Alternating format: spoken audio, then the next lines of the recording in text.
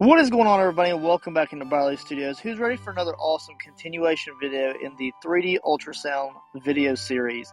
So in this series, I was able to cast this awesome third child ultrasound out of Monsterclay medium. I'm so excited to be able to use that clay to make this project.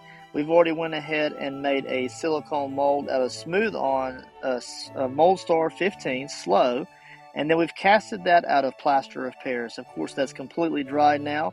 And we're beginning the process of kind of finalizing some of the in-time projects for this. So in a separate video, I'm time-lapsing this much more than I am now. And I'm also going to be painting the board that it's going to be attached to. We're also doing like an acrylic pour and a glitter background and things like that. So definitely stay tuned for that. It'll probably be out in the next week or so.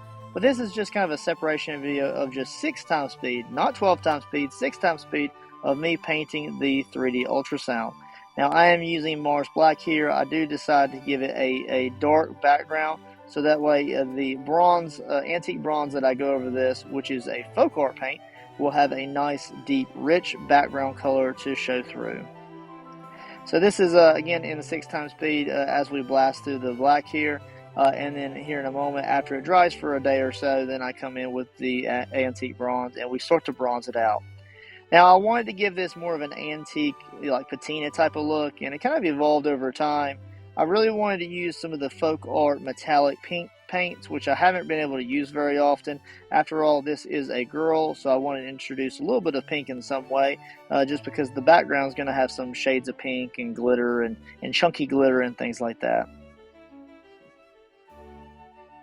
So as we continue around here, you can see that it's just giving a nice thick layer here. I'm not too worried about taking any of the little details away. As long as they're for the most part there, then when I come in with the antique bronze here in the next stage, those details that I'm kind of hiding away there will come forward again. The goal here is that the antique bronze won't necessarily sit into all of these little nooks and crannies the way that the Mars Black did, and some of this Mars Black will pop through in different areas.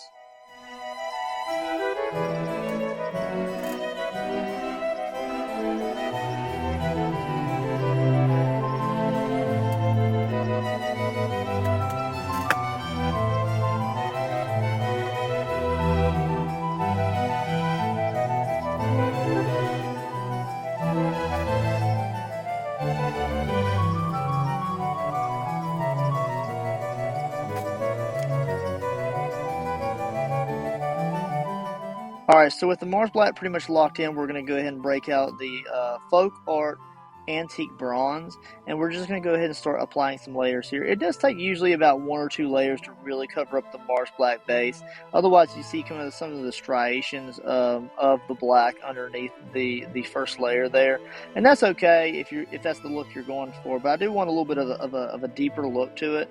I want it to look like it's a piece of casted bronze or something like that. And some of the nooks and crannies around the edges of the structures there would have more of a darker tone. So I'm being very careful to try to leave some of that behind. But if I do go over any of the indented areas too much with the bronze here, I can remedy that by doing a wash layer of acrylics, which I plan to. So the wash layer that I'm going to be using is a little bit of Mars Black, but majority of it is a Dahmer ink sepia. So I do water that down, and we'll kind of like just kind of spray that on, kind of hand brush it into the depths of all of the nooks and crannies. And I'll kind of go over the bronze as well. I want to dirty up the bronze a little bit before we start to layer in any of the pink. Now, originally I had decided to do like a pink patina type of look, and I really wanted to look really chalky, and I kind of changed and evolved over time. I kind of switched it up a little bit. Instead of making it really chalky looking, really making it kind of caked on, really chipped looking, I decided to give it more of a finished sheen. So instead of going like full patina with it, I decided to give it more of a pink gold kind of shimmer to it, and that's where the metallic pink Folkart paint really came in.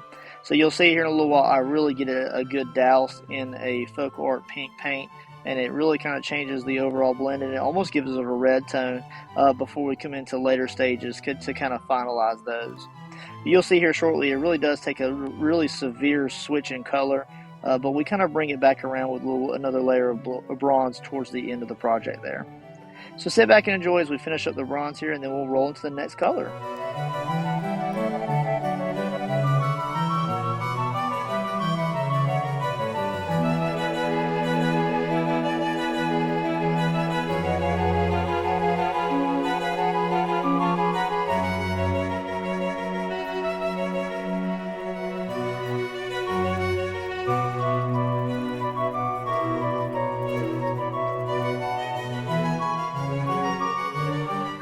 So as you can see here, again, like I said, I tried it in with a different type of paint. Now this is a Winsor & Newton pink rose.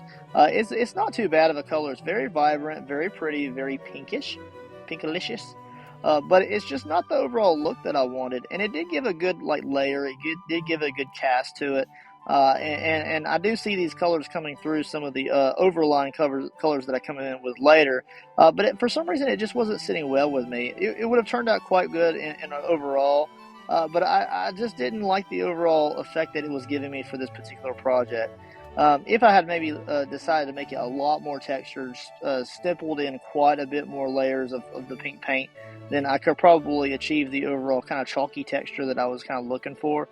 But instead, I decided to kind of switch it up, and here in a minute, I'm going to pull out the Folkart metallic pink paints. But it's not a bad color. As you can see here, it's very vibrant. It's got some great color to it. And I definitely want to use this as an excuse not only to break this paint out, but I want to break it out in more projects in the future. So maybe here soon, maybe me and my daughter will make like a pink Pokemon or something, and then we'll try to focus on this color in itself to where we can get some projects done with this color. So we'll see how that goes. That'll be kind of an evolving over time type of thing. But I want to make sure that we can use as many colors in a lot of projects as we can. Why buy all the colors if you can't use them, right?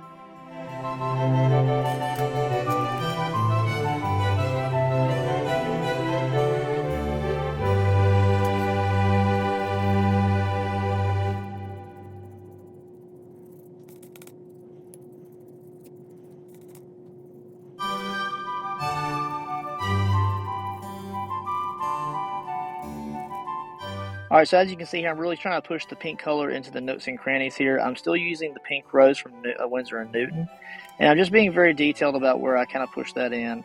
Again, I did give it a great coverage there, and it is a good color. You can see it's kind of showing a little bit of red tinge from the color of the bronze behind it.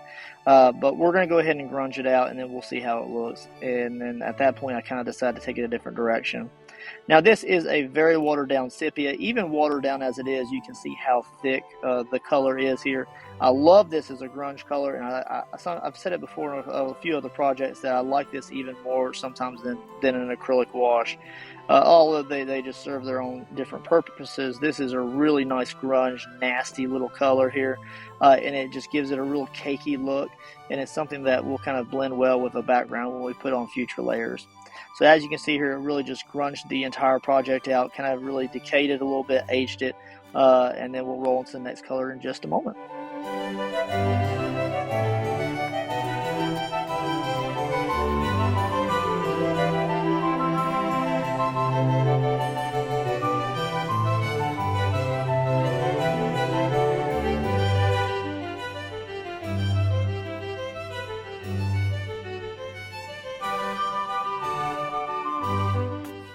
Alright, so we'll go ahead and let that dry for a few moments, and we'll also hit that with the heat gun, and now I'm going to come in with a different color here. Now this is where we're going to introduce the Folkart pink. It is a very light color pink, but it has an insane shimmer to it, so it looks very vibrant. It really gives that shimmer look that I was kind of looking for. Now, it's not necessarily a patina, right? It's a little bit different. It's more of like, it's kind of like painted, and then we go over with the bronze, so the bronze may be tinged with pink. So it's not necessarily the same as I would imagine a pink patina being, but it establishes a very nice pink, bronze, gold color towards the end, and I'm really liking how it's going to blend with the background that we're creating in the other video. So sit back and enjoy. I like this process overall, and I kind of like the music in the background. So instead of listening to me ramble on, sit back and enjoy the overall painting process.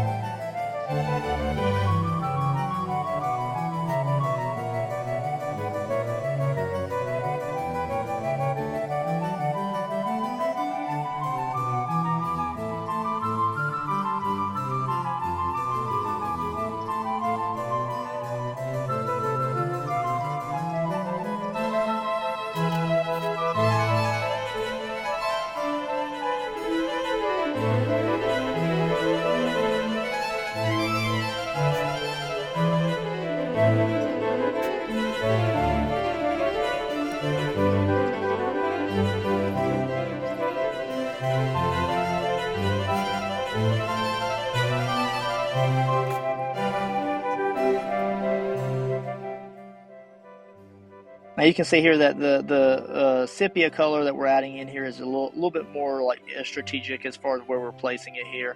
Really letting it water down into the nooks and crannies around the eye, around the lips, around the nostrils, around the lower arm part right there where I kind of gave it some striations to simulate muscle or something.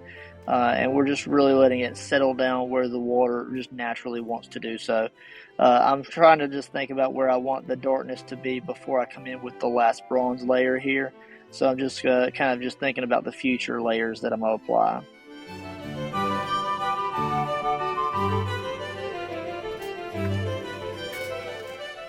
Alright, so here we are coming in with the next bronze layer. Now this is the same antique bronze that we began with. I did change up the background to a black background.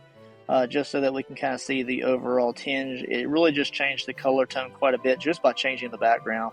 You can really see how pink everything is. It's really, really shiny, and I really like this effect. I wonder how it would look even with a blue or maybe a different color of pink. Not a different color of pink, but a different color of metallic color to accent the bronze that we're applying. I'm just going ahead and go over the kind of high spots here. I'm trying my best not to cover up all of the pink. I know that can kind of be hard to do sometimes as far as we just want to apply like a big layer of paint and really go crazy with it. I'm trying to hold in, I'm trying to rein it in, and I want to just make sure that that pink kind of shows through. Even if it's subtle spots here and there, I want to make sure we can kind of capture some of that in some ways.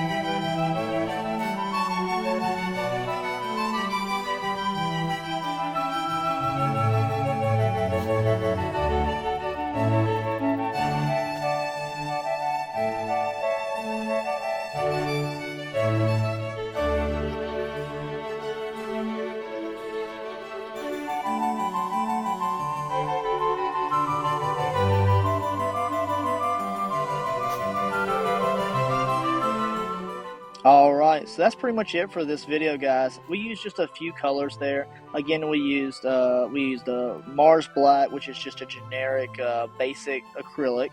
We also used a Folkart antique bronze. We used a Winsor & Newton pink rose, which we didn't really need very much. Maybe it toned it a little bit. But also we used a Folkart pink metallic, as well as another layer of bronze after we had grunged it and washed it with a dark sepia ink. There it is under different lighting. You can really see how gorgeous it is. I really hope y'all enjoyed the video, and I will catch you in the next one where we're finishing up the project background. Later, guys. Thank you for watching. Check out all of these awesome videos.